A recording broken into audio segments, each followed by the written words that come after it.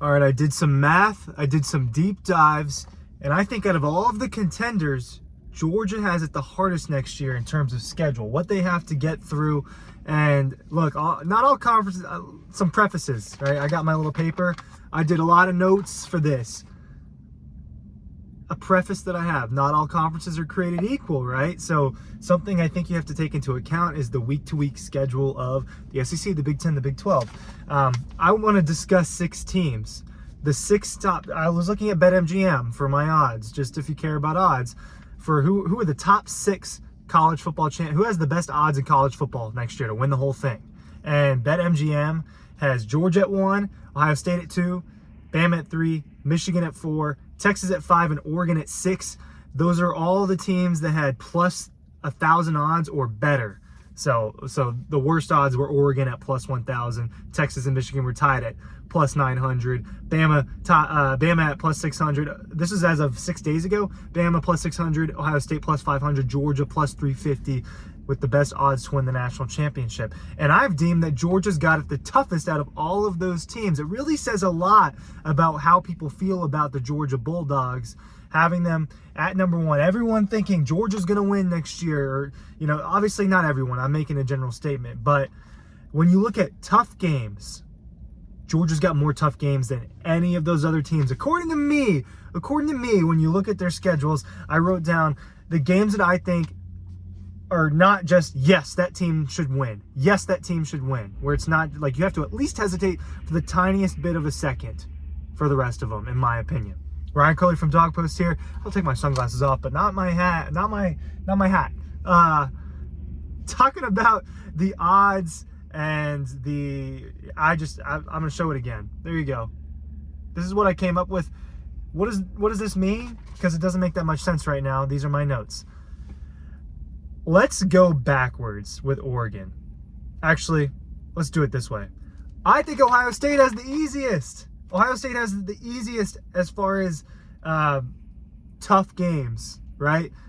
The Big Ten is not super easy, although Ohio State and Michigan have made it look pretty easy, right? Maybe it is easier than we think. It's not going to be as easy now. But Ohio State's 3 toughest games, and these are the only games that I deemed are really tough for them.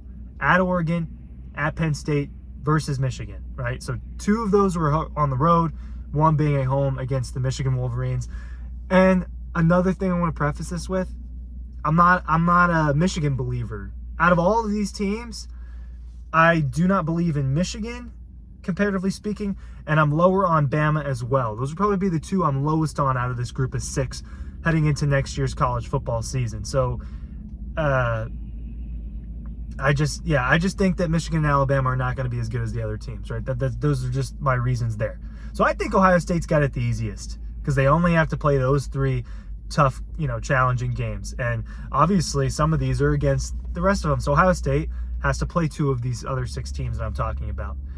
Who has it the next easiest? I'm going to go with Texas. Because they're non-conference. You got to go to Michigan, right? A game that I think Texas will win, though. You got to go to Michigan, you got to play Oklahoma, and then you got to play Georgia in back-to-back weeks, so that's 3 tough games.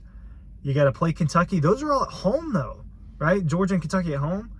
I put at A&M question mark, and then I decided, no, Texas should beat Texas A&M next season. Just end of story.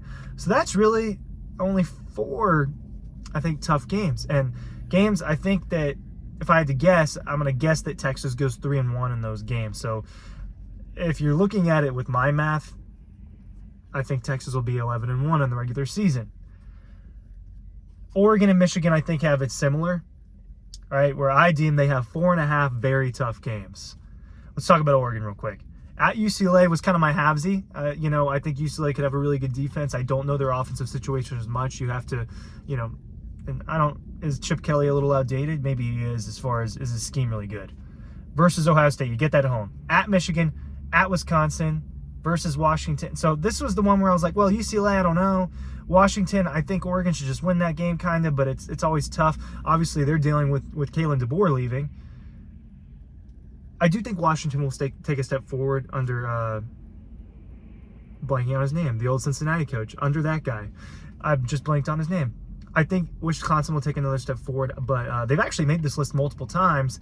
But another one of those halvesy games. So I think Oregon's got it a little bit harder than Texas and Oregon maybe. Now, I do think the week-to-week schedule of Texas is a little bit more difficult than Oregon's, but the heavy hitters, I do think that Oregon might have it a little bit tougher. And then Michigan versus Texas versus USC at home, I think that USC is going to be able to score. Any team that's going to be able to score, they just put up 50 points left and right versus Oregon, at Washington, at Ohio State. So Michigan, that's tough, ending it at Washington, at Ohio State versus Oregon, versus like Texas or Michigan could lose any of these games. That's my take with the Michigan Wolverines next year. Between the Ohio State game, the Oregon game, the Texas game, those are three right there. I think they'll drop. So right there, I'm going to call it that I think Michigan is probably a 9-3 team next season. Alabama. I think Alabama's got the second hardest. And then obviously, I hope you're being patient and waiting to get to my Georgia point where I think Georgia's got it the hardest. Alabama. They got to go to Wisconsin early on in the season at a non-conference away game. Those are tough. It's one of the first real tests for Kalen DeBoer. UGA at home. At Tennessee. I think Tennessee's going to be a pretty good team. I think that quarterback might be pretty good. Nico, I'm not going to pronounce your last name. Nico. All right, so you're just Nico for me for now. DJU is DJU. Nico is Nico. So I think at Tennessee will be tough for Bama. At LSU. And I called the Wisconsin a halvesy. So I think that they've got like 5.5 very tough games. Versus Missouri. A Missouri team that's not far off of this top 6 list. The next team out of this top 6 list was Ole Miss, right? And that breaks to my point as well when we get to Georgia. At LSU. And that's going to end up being a night, LSU and Alabama. And that's going to be a tough one. A game that I think LSU might take.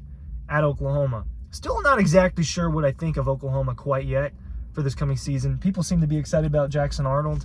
I do think that they took a step forward in year 2, Brett Venables, but we'll see how it goes in year 3. And finally, Georgia. I think Georgia's got it the toughest because half of its 12-game schedule, I think, is very difficult. And the easiest, in my opinion, out of all of this is actually week 1 for them. In Mercedes-Benz Stadium, Georgia's going to take on Clemson. That's a neutral site game, obviously. That's how Georgia's kicking its season off with tougher than any of these others are. So that's something to note. At Kentucky, listen to the next 4 that I'm going to talk about. At Kentucky, at Bama. So we already got Clemson. At Kentucky, at Bama, at Texas, at Ole Miss. 4 of those were on the road. 3 of them being the top 7 odds teams. And then Tennessee at home later on in November for Georgia. So I think Georgia's got 6 legitimately really hard games that are not just Georgia should walk all over this team. I think Kentucky and Clemson are the 2 worst ones out of those that I just named. But going up to Lexington, been up there for that game. It's tough up there. It's cold up there. Now, it won't be as cold for Georgia because that's going to be in September. But playing Brock Vandagriff, playing Jamon Johnson, right? They got a little bit of that Georgia knowledge up there. It'll be interesting to see Brock Vandagriff in a starting role, right? I imagine he transferred up there to be the starting quarterback for the Kentucky Wildcats. Would be a little bit confused if there was something, the deal was something else. But yeah, looking at this, yes, this speaks a lot about how the experts, how Vegas, how ESPN, everyone who's saying Georgia's going to be really good. This speaks a lot to me about what people think of the Georgia Bulldogs this year. Having the highest odds like this, and in my opinion, having the most tough games out of all these contenders. I mean, 4 of those were on the road. No other team had more than 3 really tough ones on the road, and that was Alabama, and I did the halvesy with Wisconsin, where I deemed it a 5.5. So yes, again, Ryan's crazy math. I showed you my notes. Maybe I shouldn't have shown you my notes. But I think Georgia's got it the toughest out of all of the contenders, and I think it speaks volumes that they have the best odds and that a lot of people think that they're going to win the national championship despite the schedule. Because, again, not every conference is created equal as well, and that week-to-week grind of the SEC, we know what that's like, and there's other teams on Georgia's schedule that are good football teams. There's other teams on all these teams' schedule that are good football teams, but I do think when you look at the SEC, and there's 3 SEC teams on this list, Georgia, Bama, Texas, they've got a tough week to week. Not to say that the other three don't, but it's the SEC, guys. Link is down below with a newsletter. Thank you for listening to my brain spit up at you guys.